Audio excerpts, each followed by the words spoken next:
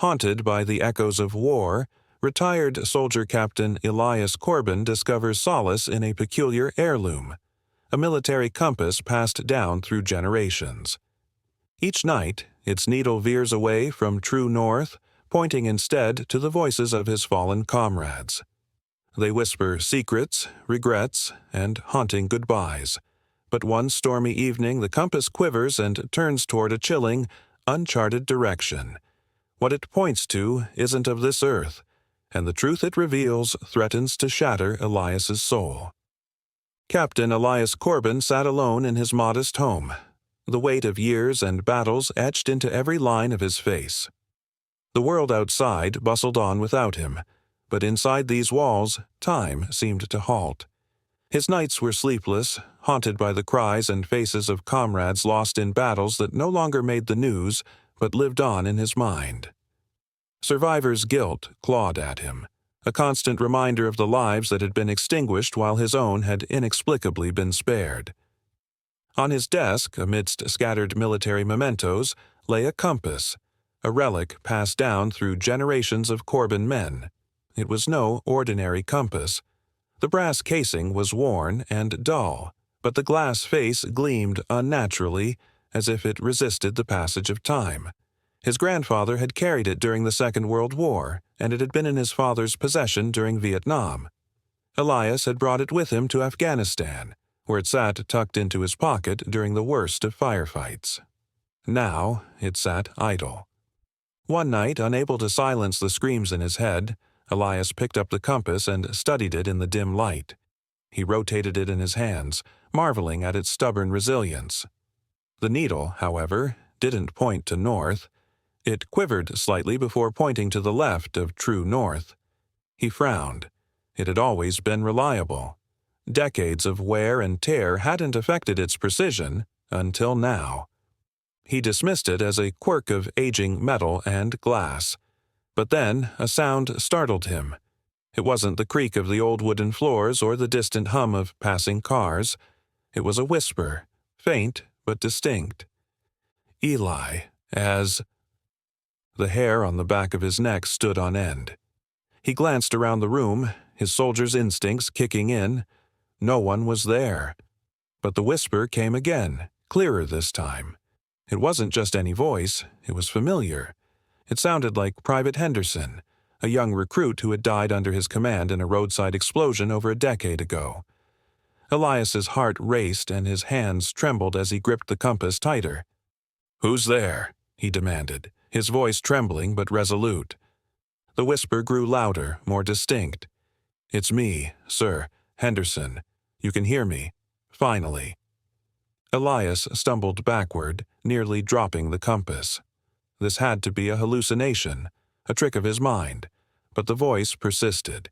It was unmistakably Henderson, his tone filled with the same youthful nervousness Elias remembered from their patrols together. Against his better judgment, he spoke again. How is this possible?" he asked, his voice barely above a whisper. The compass needle trembled, almost as if in response. "I don't know," Henderson's voice said, "but I've been trying to reach you for so long. There are others, sir. We've all been waiting." Elias slumped into his chair, overwhelmed. For years he had carried the weight of their deaths, believing he had failed them. Now, hearing Henderson's voice stirred something deeper, a mix of sorrow and hope. If this was real, if the compass truly connected him to the dead, then perhaps he could finally find some closure. That night he clutched the compass tightly and listened. One by one, the voices came to him. Men and women he had served with, their voices filled with a mixture of longing and gratitude. They told him stories of their final moments, their regrets, and the things they had left unsaid. Elias wept as he listened, his grief pouring out in a torrent of tears he had long kept bottled up. The hours slipped by, each voice weaving a tapestry of sorrow and remembrance. They didn't blame him, none of them did, but they yearned to be heard, to be remembered. As the night deepened, Elias felt a strange sense of peace settle over him. The compass had given him a gift, a way to connect with those he had lost. But it was also a curse, a reminder of the lives cut short and the unbearable burden of survival. Still, for the first time in years, Elias felt less alone. As dawn broke and the voices faded, the compass needle quivered again. This time, it pointed west, far from true north, far from anything familiar. Elias stared at it, unease creeping into his chest. The voices had brought him solace, but what lay in the direction the compass now pointed? Something told him this was just the beginning of a journey he wasn't sure he was ready to take.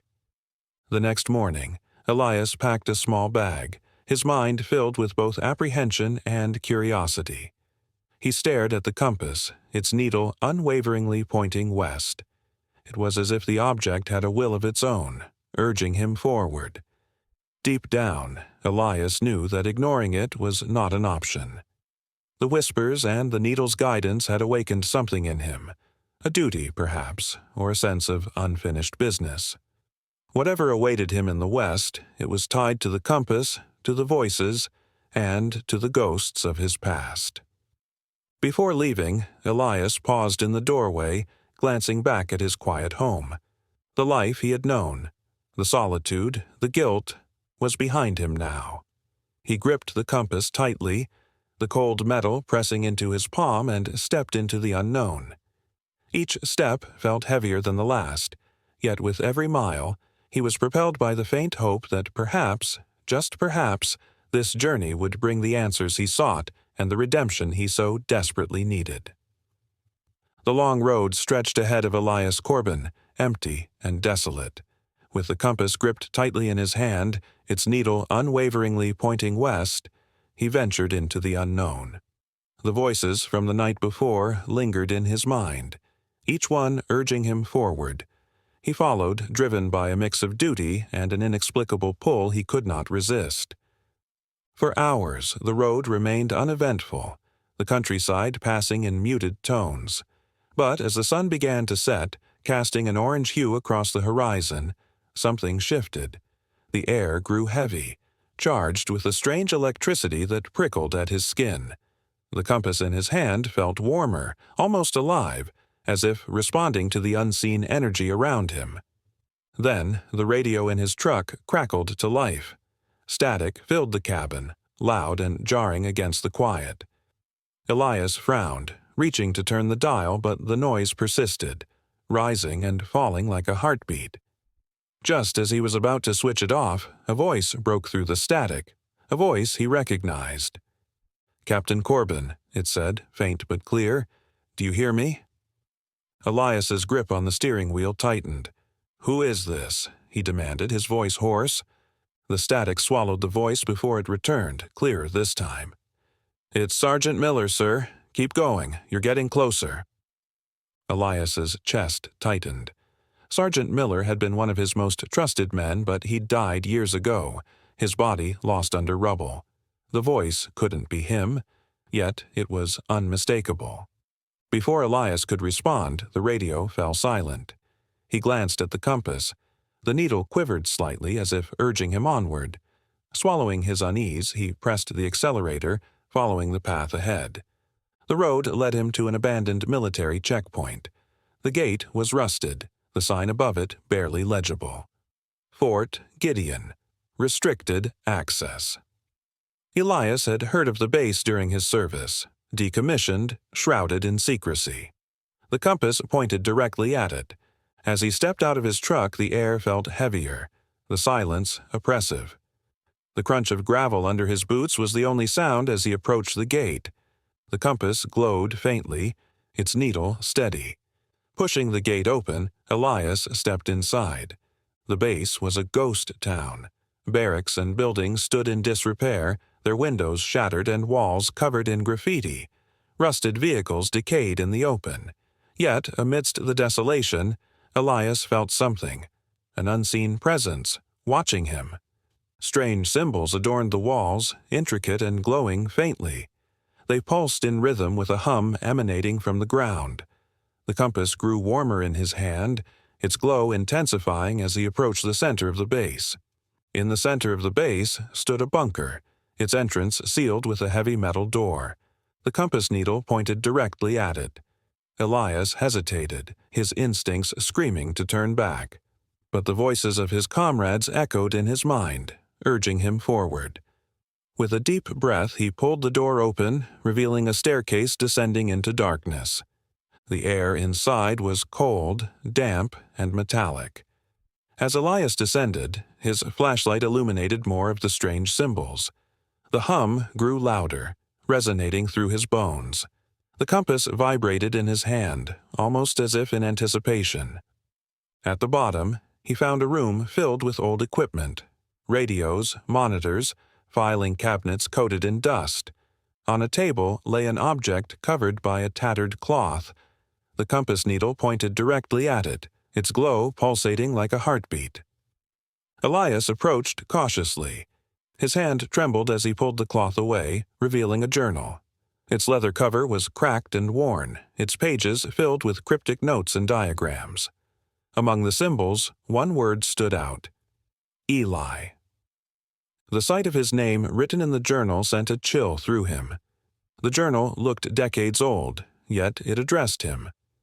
As he flipped through, he found more references: his deployments, his comrades, details no one else could know. It was as if the journal had been waiting for him. A sudden noise broke the silence, a faint shuffle echoing through the bunker. Elias froze, his flashlight scanning the room. "Who's there?" he called, his voice steady despite the fear gripping him.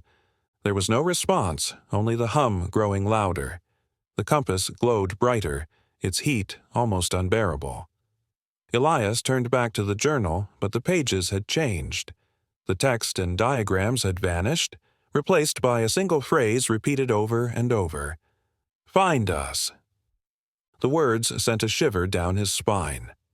Clutching the compass, its glow illuminating the dark, Elias knew this was only the beginning. Whatever lay ahead, he would find it. Summoning his courage, he ascended the stairs, leaving the bunker behind. The compass pointed west, urging him onward into the unknown. Elias took a final glance back at the bunker as the door groaned shut behind him. The base felt alive, watching him as he walked away. For a moment, he questioned whether this was truly a path he was meant to take, or one he'd been lured into. The weight of the journal in his bag and the steady glow of the compass told him there was no turning back now. Elias drove for hours, unease growing stronger with each mile. The road narrowed, winding through dense forests where shadows stretched ominously. The compass glowed faintly, guiding him west. The journal, tucked into his bag, felt heavier than it should, as though it carried unseen burdens. Every detail from the previous day haunted him, from the cryptic diagrams in the journal to the whispers that echoed from his dreams. The connection between the compass, the journals, and the voices felt like a web tightening around him, pulling him deeper into a mystery he could no longer escape. That night, Elias camped beneath a canopy of stars. The forest was unnervingly silent, the usual chorus of insects absent. As he tried to rest, the whispers returned. At first they were faint, like a distant breeze, but soon they grew louder, forming distinct words. "Find it. Remember us. It's not too late." The voices, some familiar, others foreign, filled his head, refusing to be ignored. He sat up, clutching the compass tightly. "What do you want from me?" he asked aloud, his voice trembling. The forest offered no answer, but the compass grew warmer in his hand, its glow intensifying before fading. Elias lay back down, but sleep came fitfully. His dreams were vivid and unsettling, filled with barren battlefields, shadowy figures, and the compass spinning wildly as though it had lost its direction entirely. At dawn, Elias resumed his journey. The forest gave way to open fields, and he soon approached a small town. A rusted sign read Everett, though the place seemed lifeless. The streets were empty, buildings decayed and boarded up. The entire town had an eerie stillness, as though it had been frozen in time. Elias stepped out of his truck, the sensation of being watched prickling his skin. The compass led him to a crumbling church at the town's center. Its bell tower loomed like a watchful sentinel, its windows shattered and walls weathered by time. Elias hesitated at the entrance, the weight of unseen eyes pressing down on him. The whispers returned, louder now, urging him forward. Inside, the church was in ruins. Pews lay overturned, their wood splintered and rotting. A thick layer of dust coated every surface, undisturbed save for a single trail of footprints leading to the altar. There, on the worn stone steps, lay another journal, identical to the one from Fort Gideon. The compass needle pointed directly at it. Elias flipped through its pages, finding notes on experiments conducted on soldiers.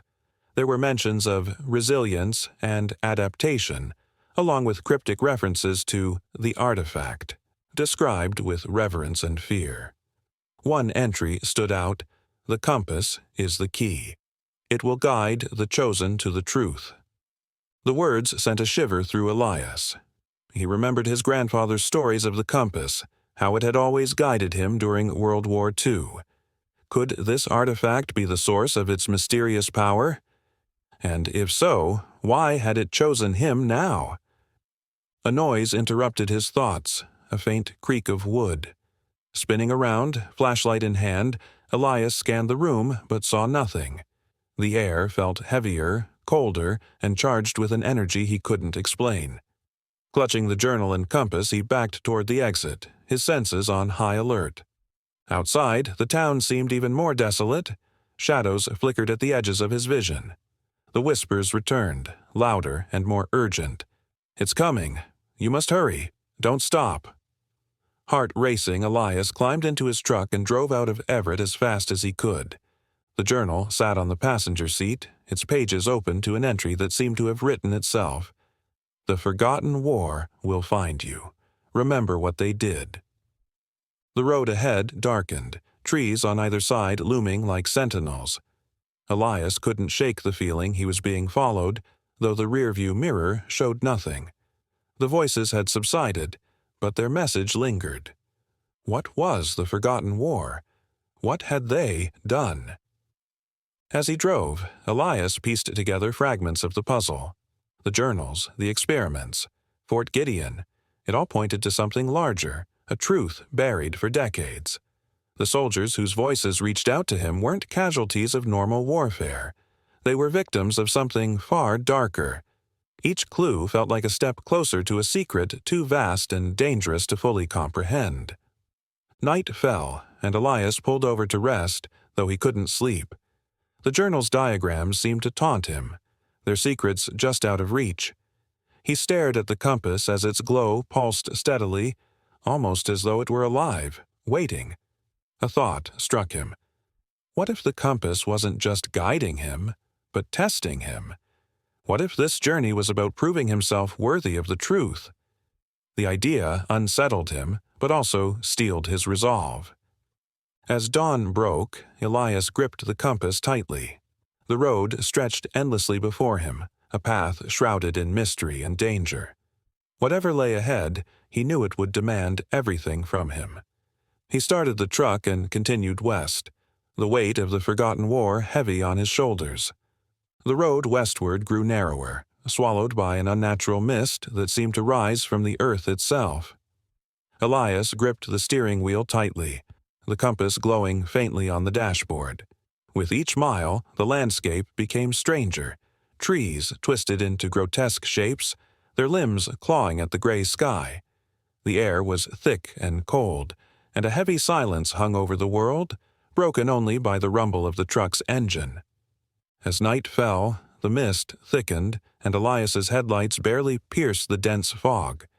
The road disappeared beneath his tires, leaving only the whispers to guide him.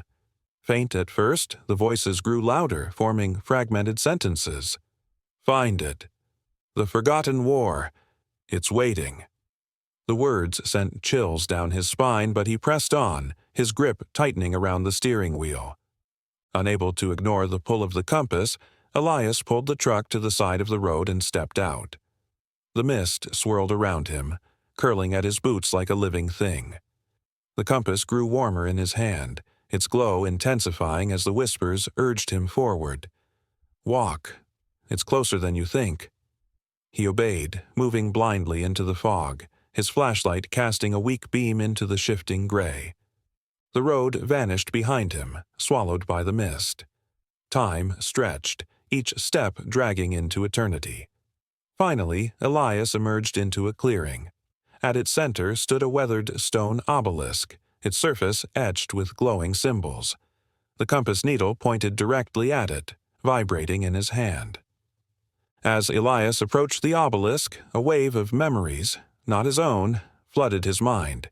He saw battles waged in shadows, soldiers falling to unseen enemies, and figures cloaked in darkness orchestrating events from afar. The visions overwhelmed him, driving him to his knees. The whispers screamed now, their collective voice a chaotic roar. Remember, the war never ended. When the visions subsided, Elias found himself staring at the obelisk. A single phrase glowed faintly on its surface. "The price of truth is sacrifice." The words weighed heavily on him, as though the air itself had thickened. What sacrifice was required? And why had the compass led him here? The mist stirred violently, and a figure emerged from its depths. At first it was a shadow, but as it drew closer, Elias recognized the face. It was Sergeant Miller. But Miller's eyes glowed unnaturally, and his movements were stiff, puppet-like. A chill ran down Elias's spine. "Captain Corbin," Miller said, his voice echoing as if carried on the wind.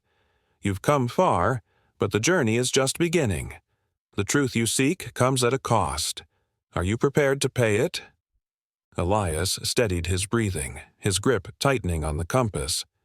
What truth? Why am I here? Miller's glowing eyes fixed on him, unblinking. The compass doesn't choose lightly. It seeks those who can carry the burden of what lies beyond. The forgotten war is not just history. It's unfinished, and you are part of it. Elias felt the weight of the compass in his hand, its glow brighter now. If there's something I need to face, I'll do it. I've come too far to turn back now. Miller nodded solemnly. Then follow me. Without another word, he turned and walked into the mist.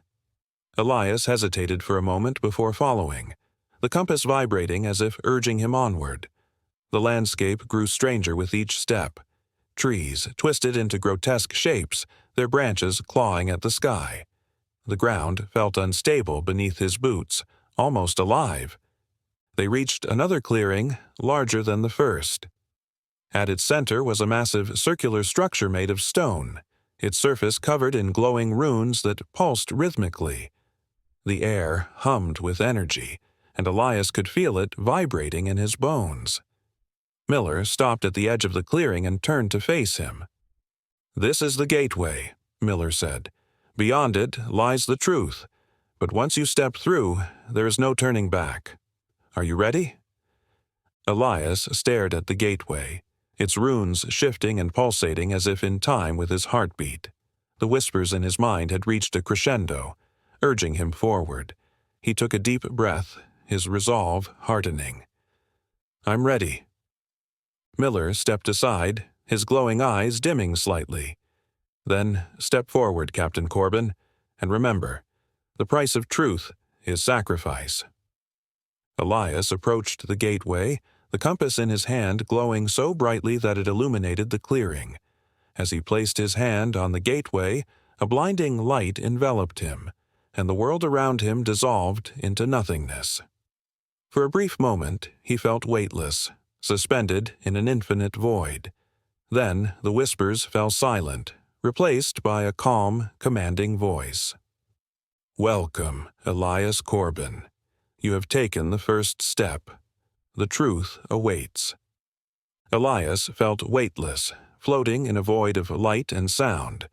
Time had no meaning, and the compass in his hand felt like an anchor tethering him to the unknown. Slowly, the overwhelming brightness faded, and a landscape began to take shape. His boots landed on solid ground, and as his vision cleared, he found himself in a barren wasteland. The sky above swirled with dark, stormy clouds, occasionally illuminated by streaks of red lightning. The ground beneath him was cracked and dry, littered with the remnants of battles, shattered weapons, rusted armor, and fragments of unrecognizable machinery. The air smelled faintly of ash, and the oppressive silence was broken only by the faint hum of energy that seemed to emanate from the earth itself. The compass in his hand glowed faintly, its needle pointing straight ahead.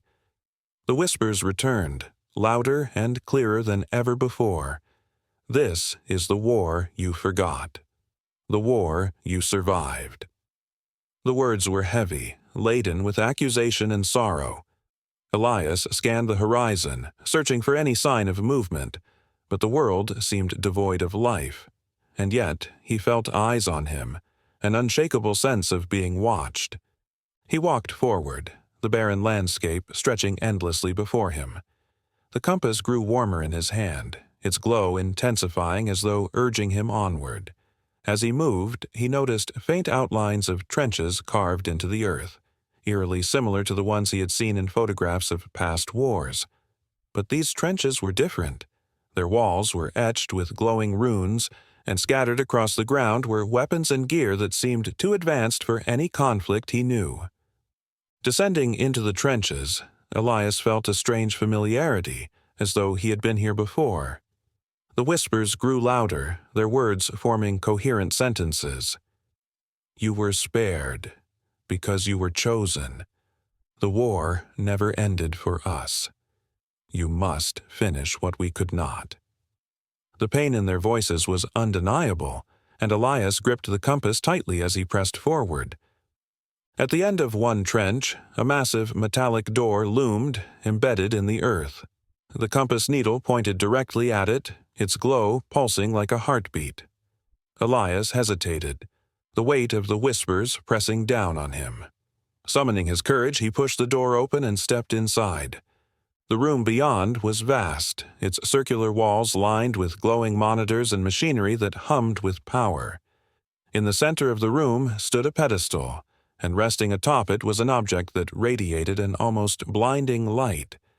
The compass in Elias's hand vibrated violently, its glow syncing with the rhythm of the artifact's light. As he approached the pedestal, the whispers reached a deafening crescendo. This is the artifact, the key to the truth, the weapon that ended us. The voices overlapped, shifting between anger, sorrow, and desperation. Elias extended a trembling hand toward the artifact, his heart pounding. The moment his fingers touched it, the world shattered. Memories that were not his own flooded his mind. He saw soldiers fighting an enemy that defied explanation, creatures that seemed to emerge from the very fabric of reality. He saw the artifact unleashed, its power tearing apart the battlefield in a blinding wave of destruction. He saw his comrades falling, their screams echoing in his mind. And then he saw himself. In the vision, he stood amidst the chaos, holding the compass in one hand and the artifact in the other. The memory was vivid yet alien, as though it belonged to another version of him. The whispers grew louder, their words cutting deep. You were the survivor. You were the betrayer. Elias staggered back, his chest heaving as the visions faded. The room around him flickered and warped, struggling to maintain its form. The artifact's light dimmed, and the whispers fell silent. In the stillness, a new voice emerged, calm, commanding, and impossibly clear. Elias Corbin, the voice said, you have uncovered the truth. The forgotten war was erased, buried beneath lies and silence, but you were spared to carry its legacy. Elias turned, searching for the source of the voice. A figure emerged from the shadows, its form cloaked in shifting light. It was neither human nor machine, its features constantly changing. Who are you? Elias demanded, his voice trembling. I am the Keeper, the figure replied, the guardian of the truth. The compass brought you here because you have a choice to make. Will you finish what was started, or will you let the truth die with you? Elias stared at the keeper, his mind racing. The weight of everything he had seen and heard pressed down on him. "What do you mean? Finish what?" "The Forgotten War is not over," the keeper said. "The artifact is a weapon, but it is also a key. It can end the war, but only if you are willing to make the ultimate sacrifice." The words hung heavily in the air. Elias looked down at the compass in his hand, its glow faint but steady. He thought of the voices, the soldiers who had reached out to him in pain and desperation. He thought of the price of truth, the sacrifice the obelisk had warned him about. Taking a deep breath, Elias looked up at the keeper. "What do I have to do?" The keeper extended a hand toward the artifact. "Take it. Its power will become yours. But once you do, there is no turning back. You will become the final soldier of the Forgotten War." Elias hesitated, his hand hovering over the artifact. The compass in his other hand grew hotter, its glow intensifying as though urging him forward. The whispers returned, softer now, their words filled with both encouragement and sorrow. "We believe in you. Finish what we could not." With trembling resolve, Elias reached out and grasped the artifact. The light enveloped him, and the world dissolved into white. The blinding light faded, leaving Elias standing in a place that seemed to exist outside time and space. The ground beneath him shimmered like liquid glass, reflecting the swirling darkness of a starless sky streaked with veins of gold. The air buzzed with an energy that felt alive, humming through his chest. He clutched the artifact in one hand and the compass in the other, their combined glow cutting through the vast, alien expanse before him. Stretching out before him was an endless battlefield. The ground was littered with the remnants of countless wars, rusted swords, shattered shields, and the twisted remains of machines that defied comprehension. Some of the wreckage was ancient, but others bore a sinister, alien design. The whispers, so constant before, had vanished, leaving behind a heavy silence that pressed on Elias like the weight of the sky. Then, from the distance, a figure emerged. The keeper, its shimmering, shifting form solidified, its voice echoing across the battlefield. "Elias Corbin," it intoned, its tone calm yet commanding. "You have come to the end. The Forgotten War has waited for this moment. The artifact is your weapon, your key, and your burden. What you do now will decide the fate of those who came before you and all who will come after." Elias stepped forward, the compass vibrating in his hand, its needle spinning wildly. "What am I supposed to do?" he called, his voice steady despite the fear gnawing at him. "How do I end this?" The keeper gestured and the battlefield began to stir. From the wreckage rose translucent figures, soldiers from every era, their forms flickering like fading static. They were the fallen of the Forgotten War, their faces etched with anguish, their eyes filled with desperation. They began to march toward Elias, their voices merging into a haunting chorus. "End it. Finish what we could not. Release us." Elias gripped the artifact tightly as the figures closed in. They did not attack, but their presence was suffocating, their collective gaze bearing down on him like a physical weight. The compass in his other hand burned hot, its glow pulsating in rhythm with his racing heartbeat. The keeper's voice cut through the chaos. "The artifact holds the power to end the war, to sever the cycle that binds them here. But to use it, you must give all of yourself. You will become its final bearer, the one who will carry its weight into eternity. Are you willing to pay the price?" Elias stared at the keeper, his mind racing. The translucent soldiers around him whispered their anguish, their pain washing over him like waves. He thought of the battles he had seen in his visions, the screams of men and women who had fought and died without understanding why. He looked down at the compass, its needle now still, pointing unwaveringly at the artifact. "I'll do it," he said, his voice resolute. "If it means ending this, if it means giving them peace, I'll pay the price." The keeper raised a hand, and a massive rift opened in the center of the battlefield.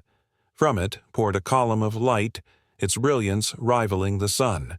The translucent figures turned toward it, their faces softening as though they could feel its pull.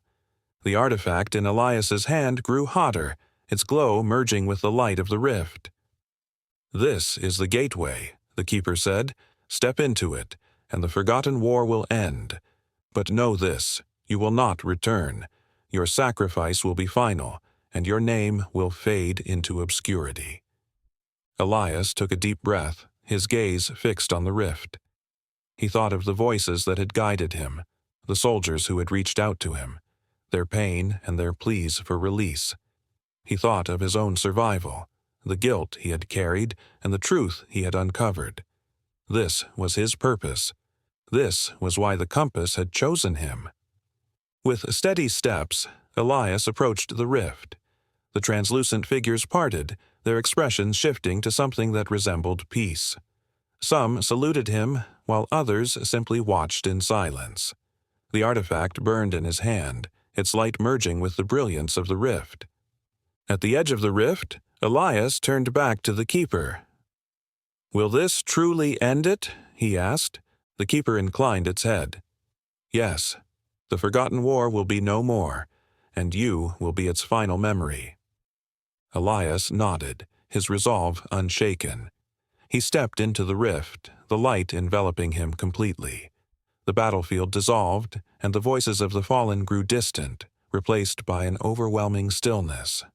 For a moment there was nothing. No pain, no fear, no regret, just peace.